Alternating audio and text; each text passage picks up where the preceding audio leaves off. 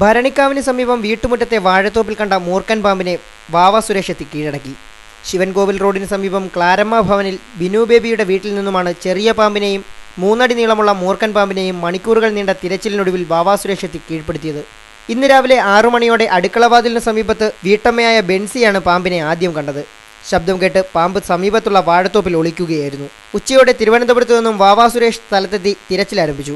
ആദ്യം നടത്തിയ തിരച്ചിലിൽ വാഴച്ചുവട്ടിൽ നിന്നും ചെറിയ പാമ്പിനെ കണ്ടെടുത്തു. ഇത് ഏതിനത്തിൽപ്പെട്ടതാണെന്ന് തിരിച്ചറിയാൻ കഴിഞ്ഞിട്ടില്ല. തുടർന്ന് 1 മണിക്കൂറിലേറെ നേരം നടത്തിയ തിരച്ചിലിനൊടുവിൽ മതിലിനോട് ചേർന്നുള്ള മാളത്തിൽ നിന്നും മൂർഖനെ കണ്ടെടുക്കുകയായിരുന്നു. കാണികൾക്ക് രസം പകരാൻ പാമ്പിനെ ഉപയോഗിച്ച് വാവ സുരേഷ് ചില അഭ്യാസ പ്രകടനങ്ങളും കാഴ്ചവെച്ചു.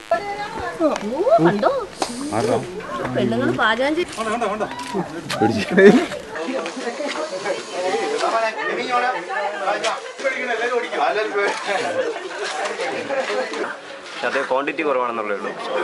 ഇതിപ്പോൾ ഇവിടെ റയറെന്ന് പറയാൻ പറ്റും. ഇവിടെ ധാരാളം പാമ്പുള്ള സ്ഥലമാണ്. ഇപ്പോൾ ഇവിടെ ഇങ്ങനെ കാര്യങ്ങളെടുക്കും കാര്യങ്ങളൊക്കെ ഉള്ളതുകൊണ്ട് ഒത്തിരി പാമ്പുകളെ കണ്ടുവരാൻ ചാൻസസ് കൂടുതൽ. പിന്നെ വേറൊരു ചെറിയ പാമ്പിനെ കൊണ്ടില്ല.